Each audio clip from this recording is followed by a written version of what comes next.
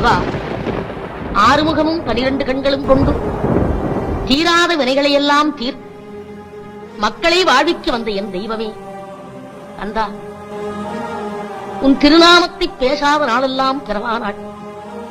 பிறந்து வளர்ந்து பேசத் தெரிந்த நாள் முதல் நான் உன் திருநாமத்தை பேசாத நாள் இல்லை, உன் திருப்பாதத்தை வணங்காத நேரமில்லை.